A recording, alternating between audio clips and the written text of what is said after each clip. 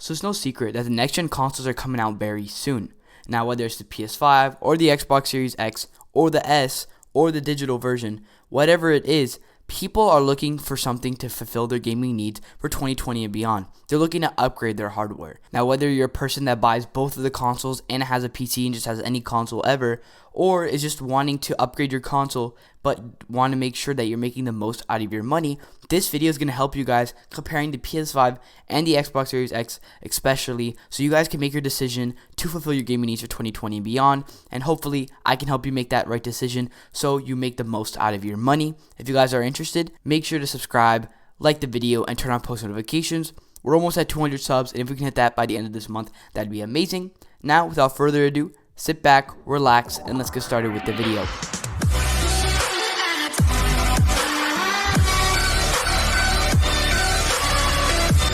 So I'm going to be breaking up these games into several categories, the first one being hardware. Now let's get into that. So hardware is something that a lot of people look at because obviously hardware is how powerful, how fast your console is. And I'm not going to get into numbers, into teraflops, all that kind of stuff, because again, this is going to be a guide, a explanation to the average gamer, and a lot of these people out there don't know what it is. So all you need to know is the PS5 is faster while the Xbox Series X is more powerful. Now, does that mean that just because the Xbox Series X is more powerful that the PS5 is not? No. Does that mean that just because the PS5 is faster that the Xbox Series X is not? No. They're both powerful and fast, but the PS5 is faster and the Xbox Series X is more powerful.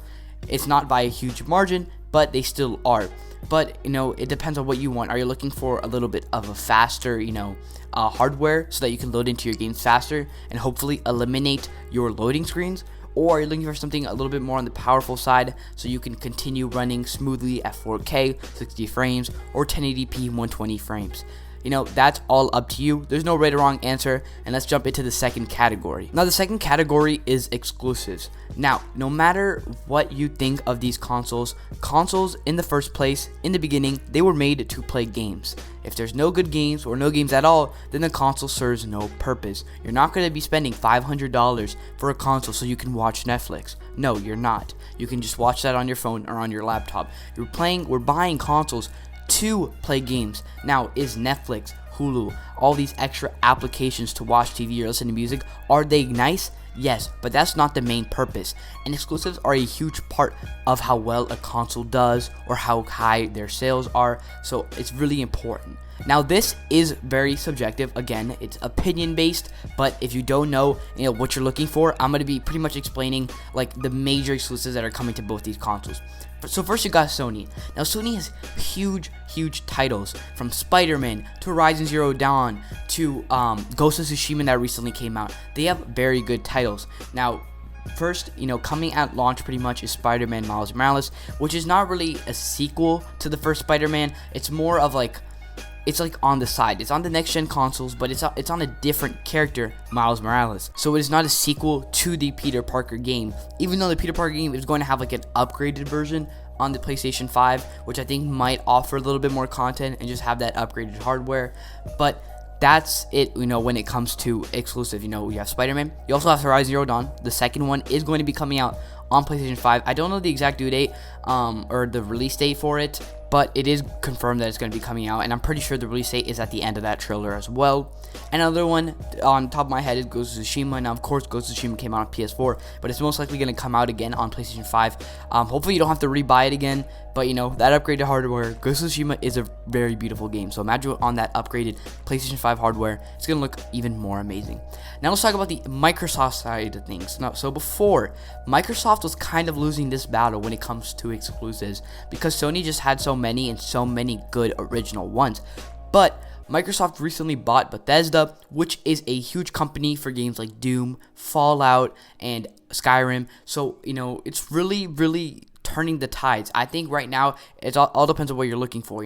Obviously on the Xbox side of things or Microsoft, you're gonna have Doom Eternal, and the next one's following that. You're gonna have the Fallout franchise. You're gonna have a Skyrim franchise if another one comes out, right? So you have these huge titles. So it's pretty much, what are you looking for? On Sony you have Spider-Man, on Microsoft you have, Doom. So it's like, what are you gonna look for? There's no right or wrong answer. Or you just go and buy both, but a lot of people don't have that much money just to spend. They're picking one. So, look at the exclusives for both consoles. There's way more on both sides. You have Halo on Microsoft as well. So look at both sides, see what is more worth it for you, what you think you're gonna enjoy more, and go for that option. Now the third one is pricing. I think pricing is a huge category when it comes to buying consoles, because again, I don't care if if $1,000 PS5 is better than the Xbox Series X. I mean, obviously it's going to be twice the price, but you're going to be paying twice the price. People are always going to be looking to save as much money as possible. Now let's get into pricing. So first, both the PlayStation 5 and the Xbox Series X is going to have a starting price of $500. It's probably not going to go up, only going to go down from here, but it's going to take at least a year or two for the prices to start dropping just a little bit. So $500 or $499 is going to be the price for these two consoles. But the second consoles, which are like another version of them kind of, that's where things get a little bit more interesting. So for the PlayStation 5 Digital Edition, which is the exact same hardware, runs just as smooth, it just doesn't have a disc drive, that is going to be $400. So it's going to be a $100 difference, which is a pretty big difference, and I think Sony is losing money on this, but they're hoping to win money back when it comes to PlayStation Plus games, that kind of stuff, right? And also on the Xbox side of things, this is where it gets even more interesting.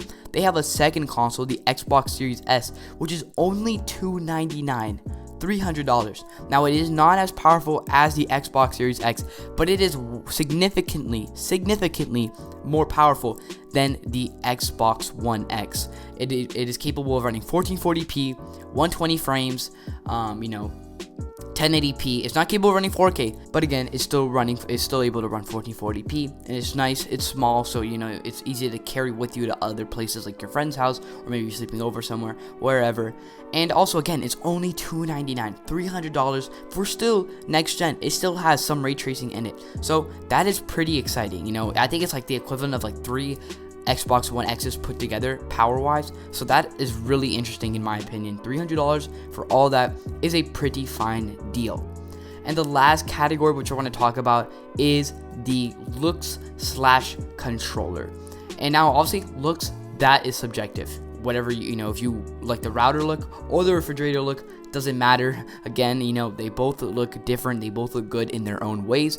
I like the Xbox because I think it's nice and simple, it's clean. And also the PS5, in my opinion, it looks more modern, looks more high tech, it looks more futuristic, and some people like that and some people don't. Some people like the more simplistic look of the Xbox Series X, so it's all up to debate.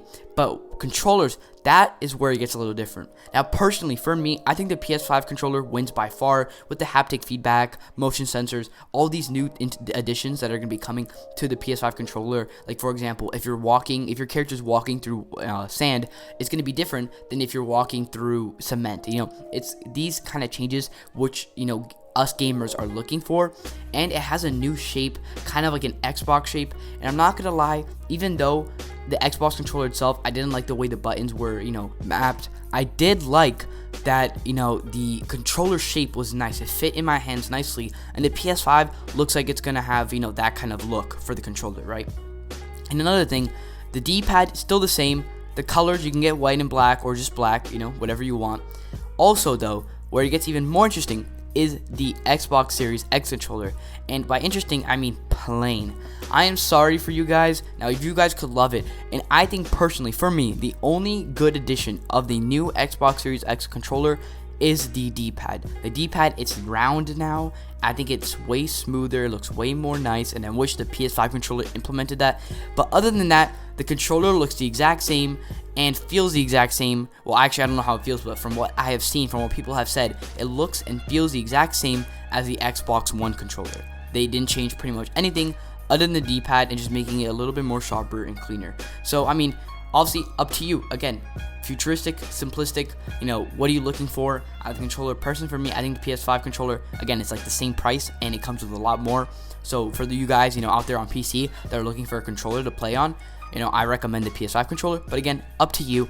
And that's going to be it for the video, guys. So if you guys enjoyed it, make sure to subscribe, like the video, turn on post notifications, and have a great day wherever you guys are. And I'll catch you guys in the next one. Peace out.